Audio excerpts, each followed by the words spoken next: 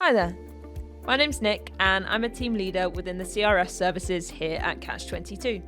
I'm hosting season 5 of the Catch22 Minutes podcast, Experts by Experience, where we'll be exploring the value of lived experience. I'll be speaking with Catch22 service users from across our services. To listen, search Catch22 Minutes wherever you get your podcasts. Hello. Hello. Hi. Good morning. Morning. We're back with another episode of our Experts by Experience podcast. I have a guest with me today. Would you like to introduce yourself? Hello, my name is Simon. Nice to meet you, Simon. Nice to meet you too. You're very smiley right now.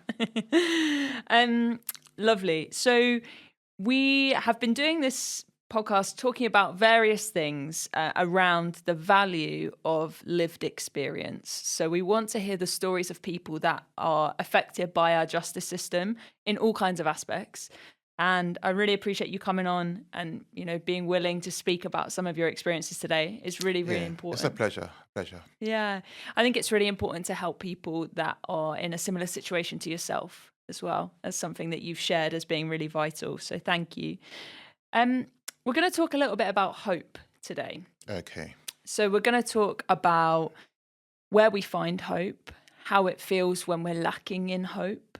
And we really just want to hear from you about what hope has looked like in your life. So maybe it will be a good way to start to kind of take it back, go back a while and think about when you were younger or at different parts of your life. Is hope something that you've had a lot of? Yes, I think hope is something that I've had a lot from my childhood. I've always learned to aspire to achieve greater heights. My parents did a lot of that, and they always said to us, things that we haven't achieved, we want you, our children, to achieve it. So they were always big. My dad was a strict disciplinarian, but behind his strict, harsh firmness, it was a dad who loved his kids and wanted them to be the best in life. So from a very young age, yes, I had hope in me of thinking about a better future, better aspirations and the rest of it.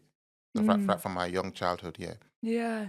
It's so important, isn't it? Those first couple of relationships, the relationships we have with our parents, them installing hope in us as children. Do you think that made you kind of carry through to teenage years? So when you're a teenager, did you feel quite hopeful? Were you quite excited for life? I think around about my teenagers, I kind of like most people, I kind of tearaway teenager. If you get friends who are drinking, smoking, and doing stupid things, and you think, well, later, why can't I do it? So I kind of veered away for a while, had girlfriends here and there and all that, going partying and the rest of it. So I stayed away from being serious for a while. But I think the knockback came when my younger sister went into university before me because I was kind of not serious in my studies. I didn't do well at my GCSEs at the time, and I had to retake them. And my sister did her GCSEs and passed straight away, and she got to university before me. So I kind of like, wow, she's younger than me, 2 years younger, and she's already in university studying physics. I better wake up. So I kind of came back to my senses at some point then. And you shared just before we got on recording your dream job as well. Yeah, yes, I wanted to be a lawyer because my uncle, my mom's older brother, was a lawyer, a criminal barrister at the time, back in Africa. We were in Africa at the time. And he was once in government, a director of public prosecutions. And when he retired from government, he had his own private practice. And I would go to his office, sit down with him. He had loads of books all over the shelves. I'm like, how do you read all these books? But I liked the way lawyers presented themselves in court, how they spoke with boldness and confidence, trying to convince the judge and the jury that this happened and that happened. I put it to you that this, that, had that, and those sophisticated language. And I like what they wore as well, their white clothes and their black garment and their wig. So from when I was young, I really, really wanted to be a lawyer before. Yeah, I wanted to be a lawyer, a barrister. Yeah, I always think it's so aspirational to listen to what younger versions of yourself wanted.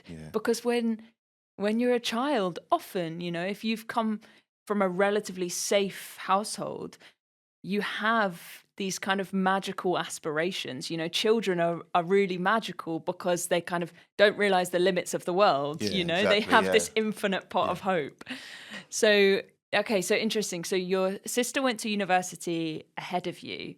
And how did that affect you? It made me have to get up and kind of put my thinking cap on. I thought, look, what do you, and my dad was always telling me of, look at you, your old younger sister, she's gone to university. What are you going to do with her life? And they did all that. So it made me feel, well, you better wake up and get real and get serious, Simon. So I did get serious. We took my GCSEs, got exceptionally good results, and did go to university. Wow. Yeah.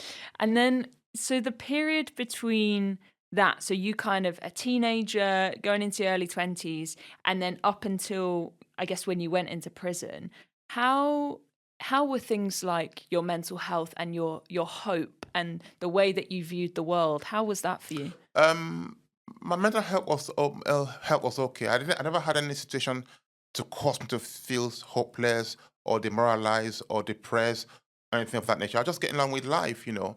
So life was okay back in Nigeria then. Then I came to the UK 2023. Sorry, it's not 2020, 2003, sorry, Mm, because we were all born in the UK, then we went back to Africa when we were younger. So my older brother had already come back to the UK at that mm, time. 2003, I came back to the UK. I was working as a teacher in a secondary school then, but the money wasn't good and so on. And everybody was like, you're a British citizen, go back to the UK, there are better opportunities.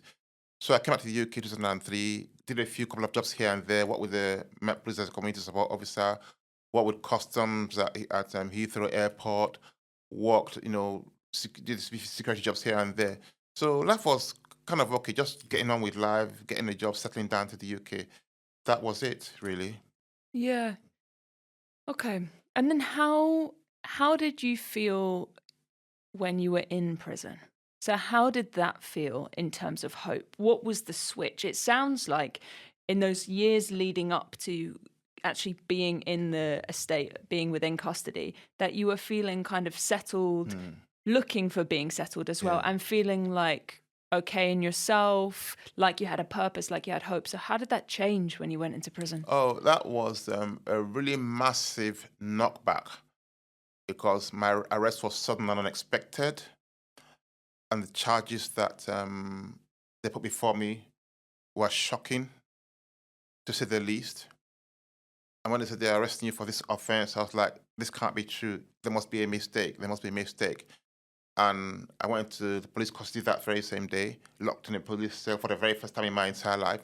And the very next morning, as early as 7 a.m., went to the magistrate's court, and from there to prison. So less than 24 hours after my arrest, I was in prison. Still think to myself, am I dreaming? Or is this real? Am I just having a terrible nightmare? Am I going to wake up from this? Mm, You know? So there was no, when I came to prison initially, there was no hope. It was, am I dreaming? Am I dreaming? Is this real? Is this real? And so a person who was living a normal, hopeful, just normal life, suddenly at the point of what's going to happen next? And I felt depressed, I felt demoralized, and very soon I just wanted to take my own life very, very, very quickly. I wanted to take my own life. I was at almost crop prison at the time, and luckily I had another prison inmate who was in that cell. He'd been in the cell for a long time, been in prison for a while, so he was kind of settled. And I think he spoke to me about listeners, that the listeners can provide emotional support. So I asked one of the female prison officers, can I speak to a listener? And she wasn't a very nice person. There's some people who are just not nice. She wasn't a very nice person. And I had to ask and ask and ask for a while. And even when I did get her to agree to get a listener to speak to me during the first week or so, and I was in tears and I was crying, demoralized, um, we're supposed to do that in confidence. They're supposed to let us do that in confidence. So it's another prisoner who is trained by Samaritans to provide emotional support in prison as a listener. And we're supposed to be given a private room to sit down and talk. She wouldn't let us do that. She just said, okay, I don't have time now. I'm busy doing this and that. You just stay on this side of the door. He stays on that side of the door and just talk to each other. And I was like, really? But my other prison inmate who had been in prison for long knew the law and knew mm, his rights. He said, someone don't let her bully you. You can't do that. Tell her you're going to make a complaint. She has to get you a private room for you and that person to talk privately. Only then did she do what she should have done and give us a private room to speak. And I was crying, telling about the charges that was against me. It wasn't true, it wasn't fair, this and everything. But he gave me a reason not to take my life because I was this close to taking my life at that time. Then they put me in contact with a civil custody team who are supposed to support people in my situation at the time. Had meetings with them on a regular basis. So that was how it was at the time.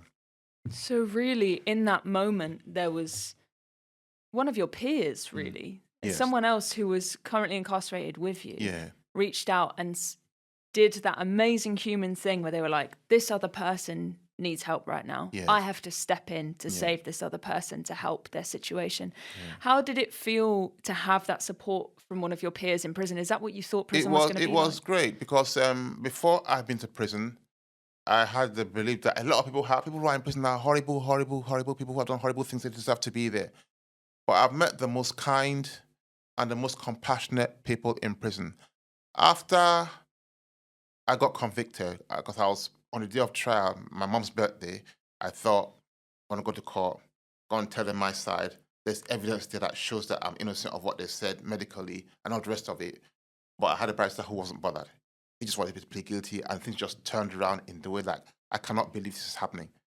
So I went into court feeling positive and hopeful there's evidence that will favor me, that the jury and judge will hear, and they'll know that I'm not guilty to what they are saying I'm guilty of. And he wasn't interested. And when I refused to plead guilty, they just doubled the charges. Things just went down from then. So when I came back home to prison from the court that day, I thought, I went to court this morning, positive and hopeful. I'm going to say my piece. I'm going to explain myself. I'm going to have a fair trial. And I've come back, you're guilty of a terrible crime. And I thought, what is my life? What am I living for? And from then, I just went downhill. I had nightmares. I was hearing voices. I was having headaches. I couldn't eat. My life was in a complete mess. So at the end of that, weeks and weeks of feeling upset and feeling down and stressed and demoralized and hopeless and in despair, I can't just imagine it. I got to a point. I said, "Someone, do you know what? You cannot live like this. You cannot live like this. You've got to end it." So by then, because I had met the safer custody team earlier, when I met the listener the first time and the family safer custody team, I was given medication to reduce my mental health struggles and my suicidal thoughts. So I was taking those tablets. Got it.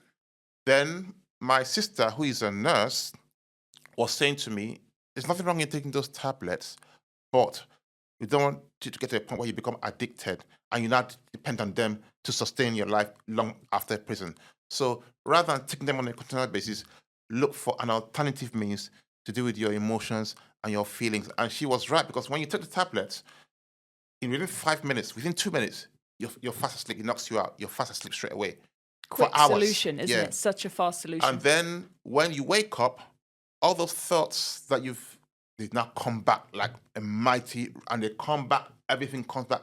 It's suffocating, and you're back to square one. Yeah. So I decided to do what my sister said and stop taking the tablets. And then one day I was going down the corridor, and the mental health nurse who used to give us tablets said, "Someone, you have not been taking your tablets. What's wrong with you?" I said, "My sister just thought it's not really the best. I should look for another way to cope with my mental health rather than depend on medication." She said, "No, you have to take your medication, someone. You have to take your medication. You haven't gone for sentencing yet. That's going to be a difficult when you go for sentencing and you get sentenced to how long in prison. There's going to be another big impact. It's going to have another big impact on you. So take your tablets. Come in every day and take your tablet." So I went there, and by then I've never been in prison before in my life, but I've learned what other prisoners do. Some prisoners keep their medication and they sell it to someone else to get whatever they want in return. I didn't do that, but I learned how to pretend that I took my tablets and hide it under my tongue and then just keep it. So I ended up having up to 33 tablets that I did not use, and I kept them in my 33 tablets. So when my mental health really went down, that I pleaded guilty to what I didn't do, under duress, under stress. This is the label they're going to give me now. I have no future. Shame on my family. I said, "You know what? I can't live with this. I'm going to end it." And my plan was to take the 33 tablets. One tablet will knock you out in 5 minutes. I'll go put the 33 tablets in water, mix it up, and drink it. So that by the time the officers came, I'll be long gone. And write letters to the CPS, write letters to the police, tell them how corrupt they are and so on. That was the plan, and I was ready.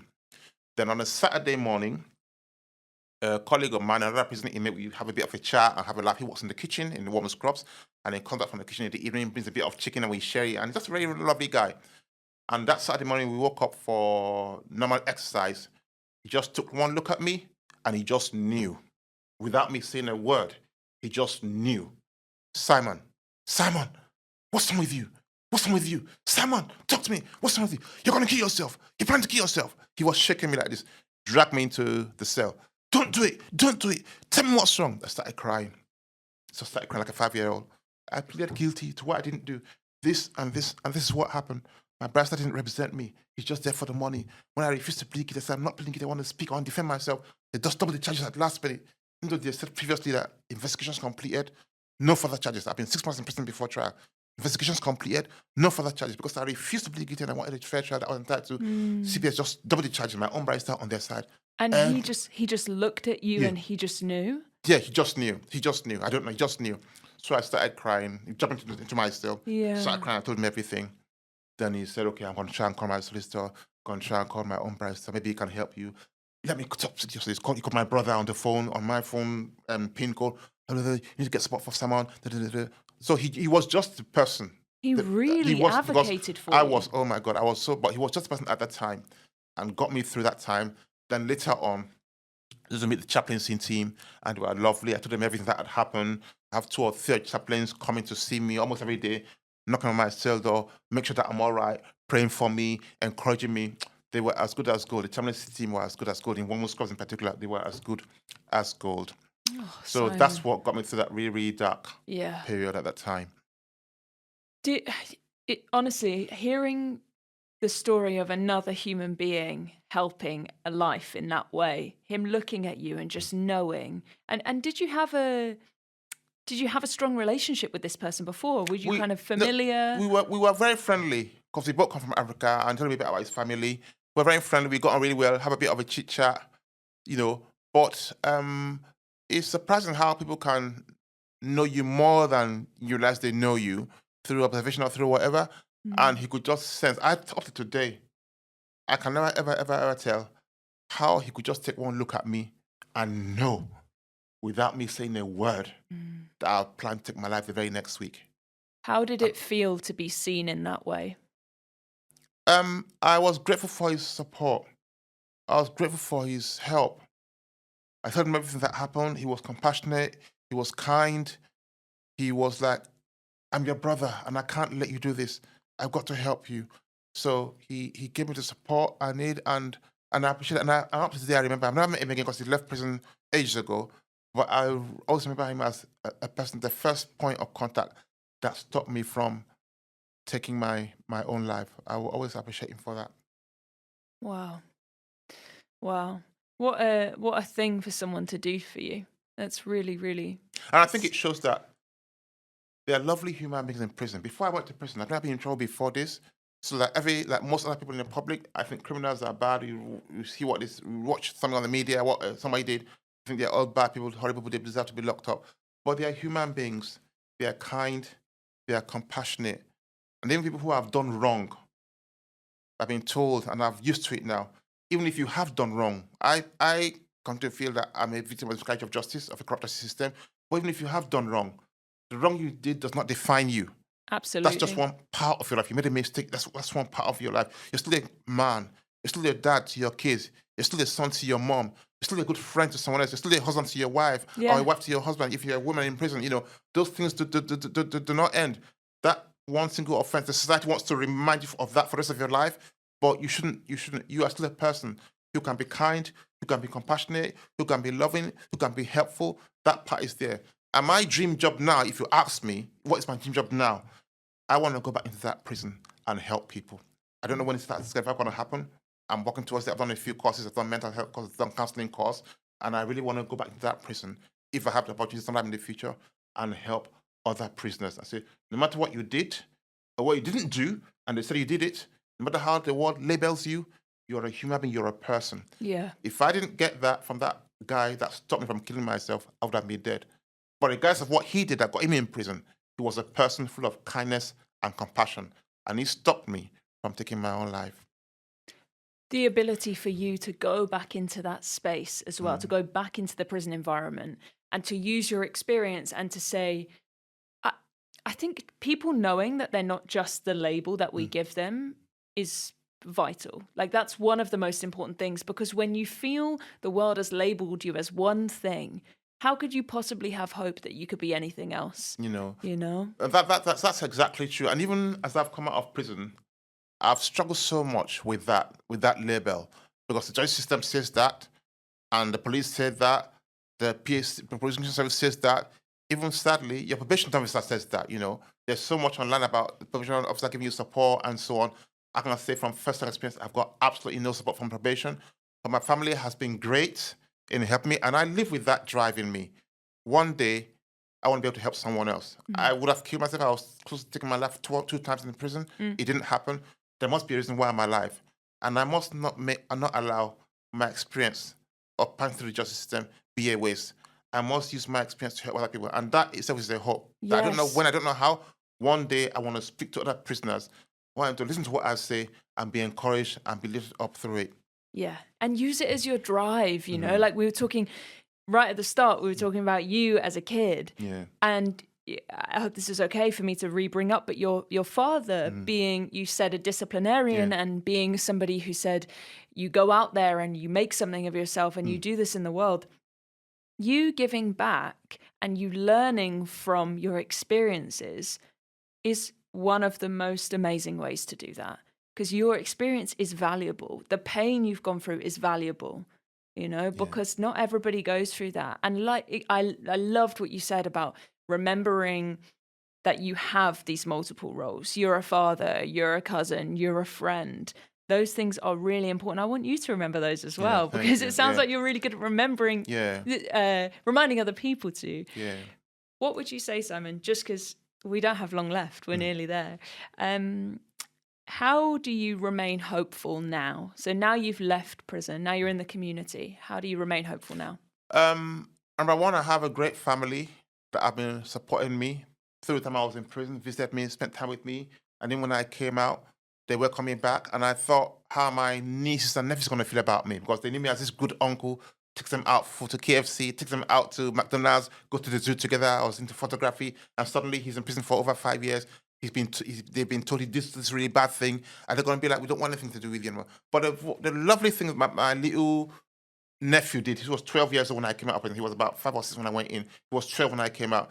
The first thing that he did when I came out of prison and I hugged him and so on, he went and brought a picture of the 5, 6 years back when we were taken at the zoo together, and I was carrying him and he was making a funny face. And he was kind of saying to me, look, this is the uncle that I still know. Without saying a word, just by giving me that picture, brought testimony. He was saying to me, I don't see you as the bad person that went to prison. I still see you as my uncle that was carrying me when I was being funny and we went to McDonald's. And that touched my heart so much. So my family, my brother, my sister, my family have given me so much hope. Secondly, the driving force of my life now, I don't want the experience I've gone through to be a waste. I want people at some point to hear my story. I want to go back into prison to help other people at some point. I don't know when, I don't know how.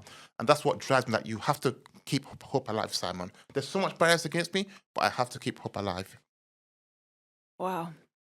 Thank you, Simon. It's been really, really valuable to hear experiences. I really appreciate you coming today. Thank you for the opportunity. Thank you.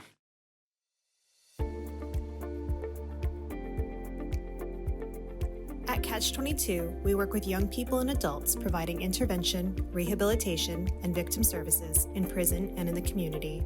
To learn more, visit catch-22.org.uk.